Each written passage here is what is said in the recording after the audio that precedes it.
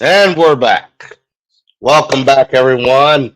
Uh, Welcome. man, I am excited about today's guest. We been trying to buckle this guy down for quite some time, and finally, one of our producers was able to lock him down. This guy is in independent movies. He did some what do you call them, background character acts in Hawaii Five O. He's also done pro wrestling as well as he's a rap artist. So it's been kind of hard to buckle down because if he's not in the studio, he's out getting beat up in the wrestling ring.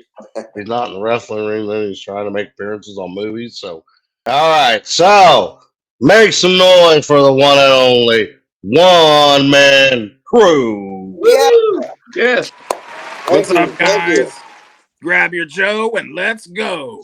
Yes. Yeah, Let's get him. Good to have you, buddy. Good to have you. very good. Man, first, welcome to the show. Thank I, you. it, meet our guest. We got Pappy in the house. We got Shortcut in the house. What's So, up? uh, Pleasure to meet you guys. Pleasure to meet you, thank one you. man. Pleasure to meet you. Right out the gate, man. I see that we have Jerry Springer in common. You also did a Jerry Springer show. Sure did. Do you remember any of the people you met back there behind the scenes? Like name comes to my head right off the top of my head was the producer Toby Yoshimura. Did you ever Well, meet him? I don't believe I did. My memories, it was so long ago. God, it was Oh, me probably too. eight. I'd have to say probably 17 years ago. Oh wow. Yeah, it's And been a long time for myself. the only memory I have is sitting in the green room all day long by myself, waiting on food that finally came like 5 hours too late. Cold, Yeah, cold McDonald's. we sat back there for quite a long time too. It was a very long day, but had a lot of fun. We taped the Invasion of the Little People, the original one, and Yeah. it was a lot of fun. I had my hands in putting together a lot of them as well over the years, and so it was fun. So independent movies is your main one of your main things in the acting world. Tell us about some of the independent movies some of the fans can go and look up online and see you on. Yeah. Well, I've only done 3 movies. One of them it's called Yoren Utawa Ichijin no Kazeni. It's a Japanese horror Oh, I anthology. know how to spell that one. Yeah. It's very cool. Yeah. It's a Japanese horror anthology film, and I played a producer of a play who the director of the play, he's seeing these ghosts, and me and the other producer, who's actually in real life, he's my sensei and manager, Fugo Oh, Yumaki. We're looking at this guy and like, what the hell's wrong with this guy? Because he's tripping out, he's bugging. But they end up cutting most of the stuff that they filmed of me and my sensei out, and they just show one little clip of us, basically like a background extra. And that's my first experience doing any kind of movie. But I before that I did a short film called Man Kru versus the Dead that I directed and edited and starred in, and that was oh, actually my really first acting experience. But as far as doing something like where I got a team of people and it's not my project, that Japanese horror film was the first one. Then the second one is called Unspoken Diary of an Assassin, directed by Ron Yuan. I don't know if you have heard of him, but he was in Paper Tigers. He was in live action Disney Mulan. He was in Okay. movies and TV shows. That's cool. And I did a fight scene with him in a club where I grab him from behind. He stabs me in the leg with a knife, and then he kicks me and shoots me. Oh, that's very cool. Unfortunately, the movie never came out. And it was yeah. like this guy, it was one of his passion projects, and there's a lot of big stars in it. And we filmed it. It's on IMDb. All the credits are, but the movie never came out. And then the third movie I did recently, a couple years ago, I went down to New Orleans. They flew me down to New Orleans because I produced the soundtrack for it. It's Cool. called Off Ramp, and Yes, sir. directed by Nathan Tate, and then they filmed a lot. They filmed I got a speaking role in it. They end up cutting that out and cutting my music out of it, and basically cutting like almost everything they could of me out of it. But I'm still in it. One of the character bad guys, he's wearing one of my T-shirts in the film. You can see a poster of me on the main character's wall in his room in the beginning. Okay. And yeah, I'm still in the movie, but they cut my line out because of stuff stemming from like my beef with Violent J from my CP, because I used to produce music for them. Okay. Yes, sir. And I never got paid for it, and I never got proper credit for it or none of that stuff. So I had a beef. I don't want to go too much into it, but basically those 3 movies, Off Ramp, Unspoken Diary of an Assassin, and Yoren Uto wa Ichiji no Kazenyi. Those are the 3 movies that I did. And as you know, I did a little bit of extra work for Hawaii Five-0. That's cool. Awesome. What else was there? What exactly got you into the movie part of your 3-cycle career, being movies, wrestling, and music? Well, What started you in the movie part? my grandpa, he was a stage actor, and I always wanted to do acting, which is why I Yes, sir. became a Mason, a Freemason. I'm a Freemason brother. You are? Yes. I'm also a Shriner. Awesome, man. I'm not a Shriner. I'm a 32nd degree Scottish Rite and a nice. Yeah. Okay. Yes, I am too. That's cool. Good to know you, brother. Yeah. I gave you the handshake, but we obviously can't. Yeah. My grandpa Carl was a Shriner. My grandpa Carl. Yeah. How old's your grandmother? Grandpa Carl. No, I'm asking him how old's his grandmother. Oh, I know what that means. Oh, I don't know what that means. I'm sorry. Oh, it's an old school Mason code for what lodge are you from? Oh, okay. I'm from a lodge back in Maine, Saco Lodge. Oh, okay. So now, do you have family, wife, kids at home with you? Me, May I ask that? have a girlfriend who she's in the living room. Oh, okay. And how do they feel about having you being pulled 3 different careers? Do they very supportive? Well, Is she? she's supportive in her own way, but she's not really interested in any of it. Oh, gotcha. My son, Um, I got a 16-year-old son. He lives in Alabama. He thinks it's pretty cool. Yeah. oh, that's awesome. I'm So sure he your son supports you. would. Yeah, at that age, he'd be really excited. But Um, he don't care about none of this stuff. I have a nephew. I have a nephew, Travis. He loved wrestling. I can't wait to tell See, him. Talk. my son, he was real into the pro wrestling with me when I was young, and when he was young. But then when he stepped into his adult life, he did it for a very short amount of time, but it just wasn't his avenue, and he went and did his own thing.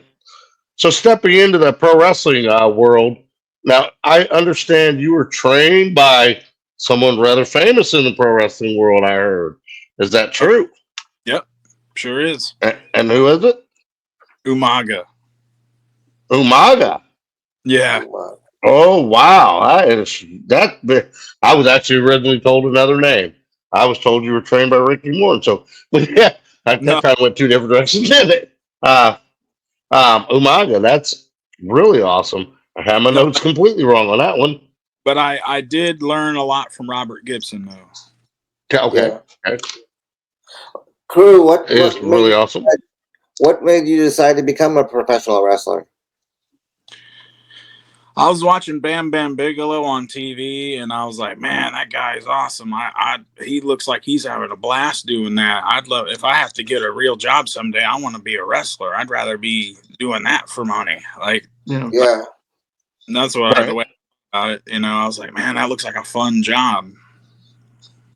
You know, go ahead. What advice would you give someone that wants to aspire to become a wrestler?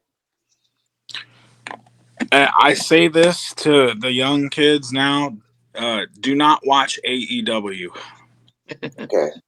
Okay. That is not wrestling. All right. That's a big statement.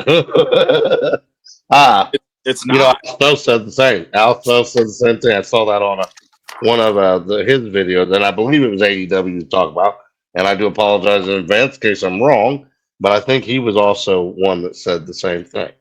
I would tell anybody to watch Japanese wrestling from the 90s, 2000s, and even the 80s. An 80s NWA, an 80s WWF, Okay. or any regional territory promotion from the 80s. All right. Well, here in a few minutes, I'm going to take a quick commercial break. But I want to talk before we go to commercial real quick and just kind of, in a couple, I got a few questions I want to ask in the pro wrestling world. And if you can give me just quick answers, that'd be awesome. But who, most memorable match? That I've had or that I've watched? No, that you've been a part of, when you look back at that was the match of the man, it was the best of the best of your own personal that you were involved in. Well, there's a couple of them. One is a barbed wire board death match that I had against Takashi Saki in Tokyo. That was probably the peak of my career. And then one I had before that in Iwate, Japan. It was a tag team match. It was me and Jun Kasai versus the Great Sasuke and Keisa Numagiro. It was a fluorescent awesome. tubes death match. I'm not a death match wrestler, but I just thought that those two matches were the pinnacle of my career. Like, nice. Yes. Okay, now the opposite. The opposite, if you could say the match that you look back at, and, oh gosh, it's the one if I could take away and erase from my history, it would be the one. Who would that be? Erase from history? Probably the one that I did with this guy. His name was TC Carnage, because he hurt me like really bad. Like I still have problems from it to this day. Let's see. I had a match with TC Carnage. I chased him around the ring. He slid in the ring first. I went in behind him. He's supposed to just stomp me, right? Well, he did an elbow drop and he landed right on the back of my head and neck with all of his weight. I mean, oh damn! It could have broke my neck. Could have paralyzed me. Yeah. I've had neurological issues ever since then. Yeah. Oh, sorry, Kru. Yeah, shit. Well, and before we go to break, I just want to mention what I found most interesting is that in my research, you've got a lot of memorable matches on your resume, being Too Cold Scorpio, Dan Severn, Madman Pondo. We recently had him on the show. What a fun guy. I saw one with Butterbean. Shane Douglas. Actually, when we come back and break, that's the one I'm looking forward to talking to him about. And of course, we got to mention he also even had a great little feud with one of our behind-the-scenes producers, Mr. Slim Tremens. So that's kind of funny as well. But yeah, when we come back and break, I want to talk to you about a recent match that brought up an old feud with the Butterbean. All right. Let's talk about Butterbean. Thanks.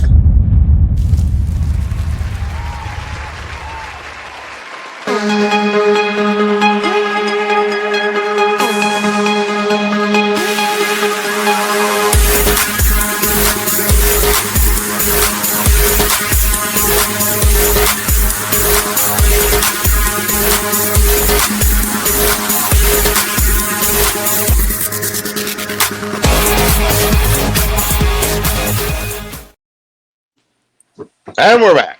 Hey. All right. One of the biggest reasons I could not wait to have this interview, just being a fan of yours, but also I'm a fan of the great Butterbean. And not all that long ago, I had watched the recent video of his visit to Diamond Dallas Page, and The evolution of Butterbean, as Diamond Dallas Page said. And I was just amazed at how bad a shape he was in coming in. And then to watch you and he's recent match. I just hands down superhero in my book, both of you. Um, Thank so you. I'm gonna let Shortcuts, as he's been pretty quiet throughout the show, let him have the first question on the you and Butterbean that just recently wrestled on March 1st at the, how do I say that, Linsell World Champion? Is that how you say that? Lineal. Lineal World Championship match. So Oh wow. Shortcut, what do you got? Well, yeah, Butterbean's been like one of my favorite. That's he's like they called him the 4 round king or something like that. Yeah. Yeah. So You get was this right. what kind of match was it? Like, was it a boxing match or a? It was a wrestling match, pro wrestling. Okay, all right. I didn't get to But watch it. I did box his son last year. Oh wow. Oh, okay. He broke my ribs. Oh, Oh Oh, wow, wow. He hits so hard. is he ouch. just as much of a beast as his father? I'd say, yeah. I'd Yeah. say he's pretty. I mean, I felt like I got kicked by a horse. I'm telling you, like. Oh, wow. Wow. Now, one of the things that I had noticed in this most recent match was you had a little backheat from him from 10 years ago and decided to book him in a horrible crack neighborhood. I saw that too. I saw As that. much as I must laugh, that was one of my favorite parts of that whole getting knowledgeable about that match and watching the match. What an incredible match from where he came from again. Yeah. And so my question on this was, first off, did you really put him in a crack hotel? I I mean, didn't. come on. I didn't put him in it, or it's based off. It's a based off truth now, but I didn't put him in the crack hotel. That was the booker. All right, so Butterbean and I, we've been friends for about 16 years. We worked together off and on for 16 years. Okay. Learned a lot from him. He's learned some things from me. Got a good friendship and good partnership, and in the ring, we were good dance partners. Every match we've ever had has been a great match. And so I told, because I fought his son, I went down there and did that for him because nobody wanted to fight his son. I said, well, I'll fight, because I know I'm gonna get paid good money if I go down there and fight. Right. So I went down there and I did that for him. And then I asked him, I said, hey, Bean, can you do me a favor? And like at some point, will you come up and work with me for my documentary? He's like, yeah, I'll help you out. So anybody who knows Butterbean, who has ever booked him, knows he's really expensive. Like he's like anywhere from $5,000 up, depending on what Wow. to do.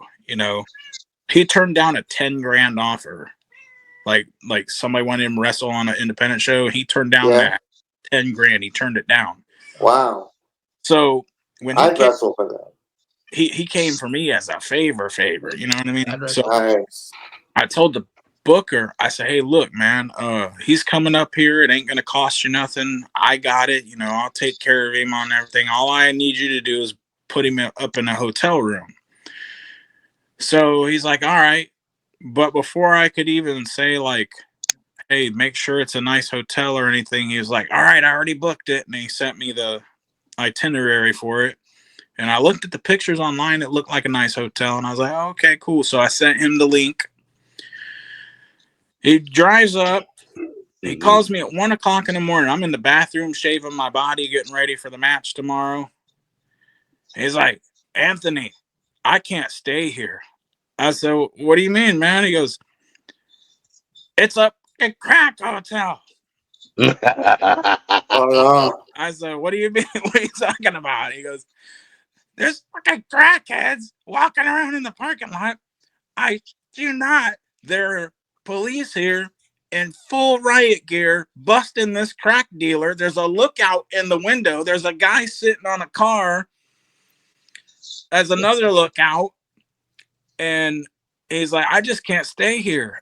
And then as soon as he said that, this cop walks up to me. He's like, sir, can I help you? He's like, yeah, I'm Butterbean. I'm in town for a show. He's like, the real Butterbean? He's like, yeah, the real Butterbean. He's like, well, you shouldn't stay here. You need to go way down the road. Wow. I was embarrassed to beat hell, man. I apologized to him so many times. I was like, we're gonna wring this guy's neck tomorrow. I put the heat off on the other guy because he's the one. Yeah.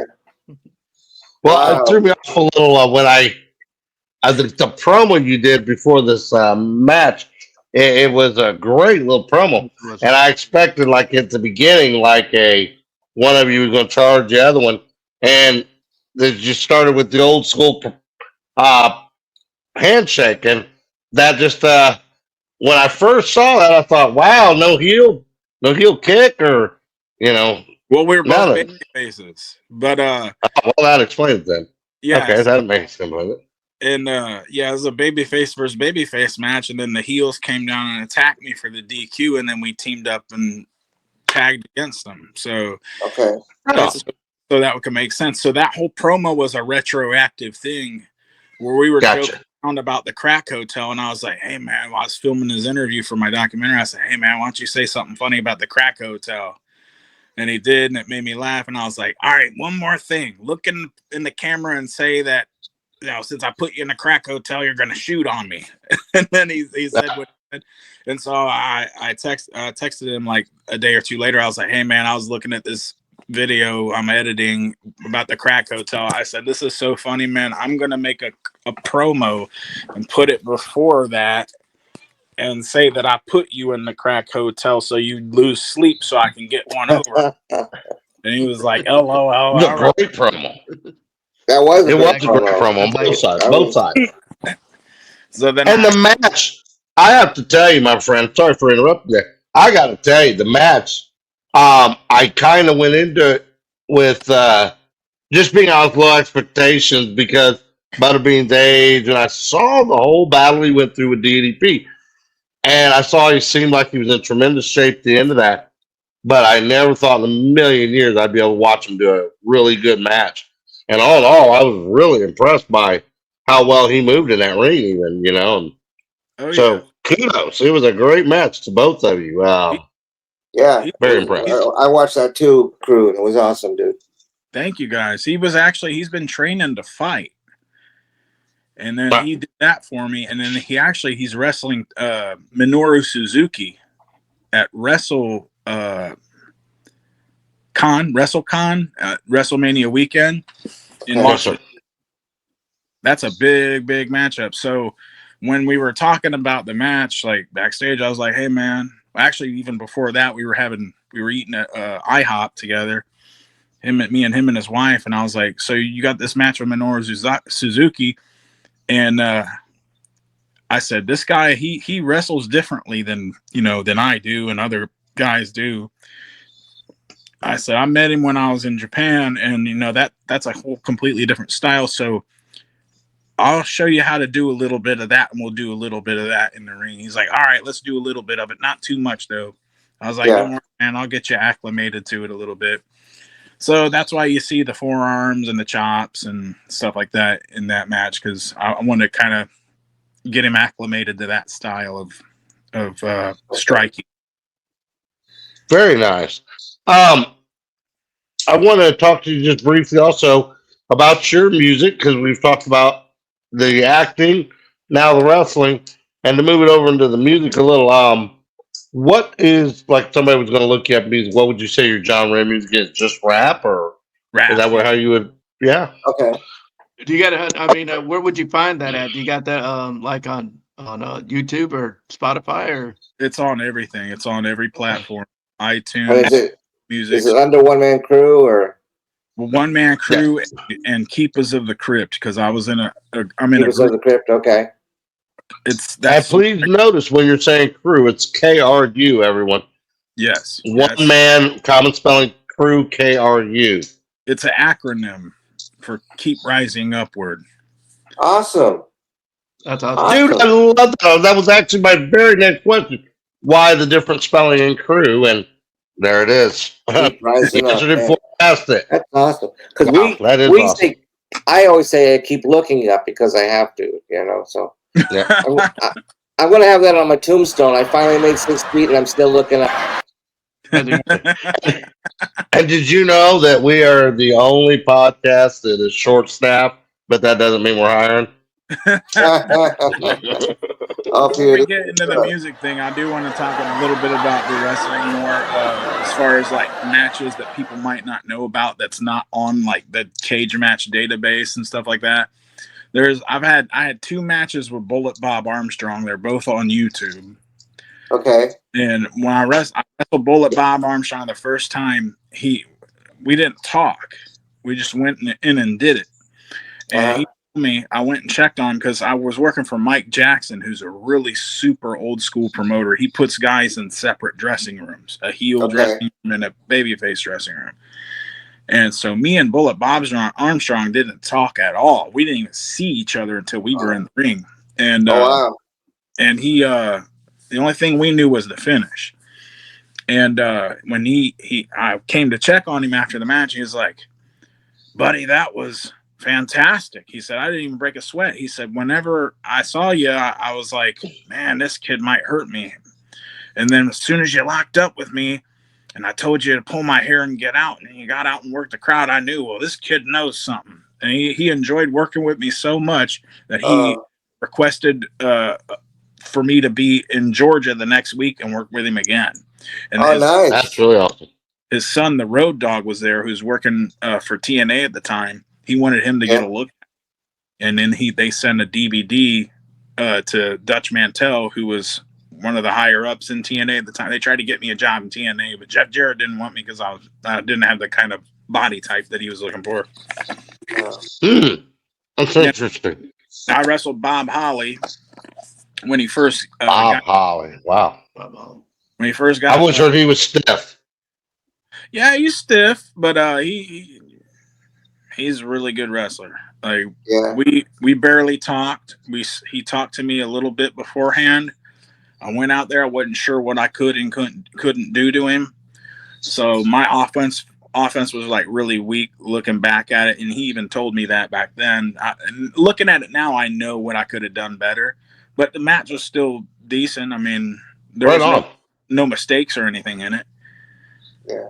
But yeah, I've had a lot of matches. Most of them aren't even on cage match. I wrestled a lot of big name guys, but most of them, most people don't know it though. Right on.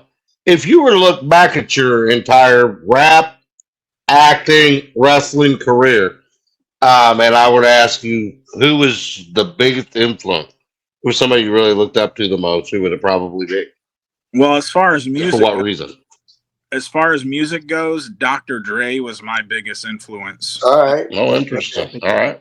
I produce all my own music. I make all the beats. I mix it. I master it. I wow. engineer it. I do everything all by myself.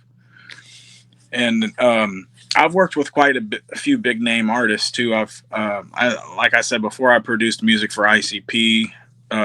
One of the things I produced for them was on their Yum Yums Lure EP. EP is called Bewitching. The track Bewitching is the first song on the album. That whole album debuted #1 on iTunes rap charts. Wow. Oh, that's awesome. True.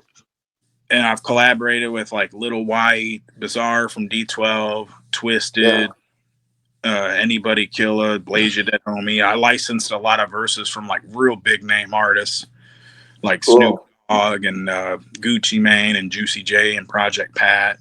Sweet. Oh, wow. What made you get into rap? My Aunt Lisa let me listen to Dr. Dre The Chronic. Okay. When I was like 9 years old. And I was hooked. Okay. That's awesome. And then you had to do it. Yeah. Well, brother, I thank you so much for being on there. My very last question, and then we'll let you get back to your busy life, is when 10 years down the road, 20 years down the road, when you hang it all up and you look back, what would you want everyone to remember One Man Kru for? I want people to look at my life and body of work as the guy who took the path less traveled and found another way to be successful other than selling out and kissing ass and having a machine behind me. Because I've been able somehow, some way to make all my dreams come true without going to WWE, without signing with a major label. Like all the things that I wanted to do, I was still able to do them in some way. That's incredible. That's great, Kru. I commend you. Well, I got to tell you, man, when this all began, I think you just gained me the fan in a couple other avenues too as a wrestling.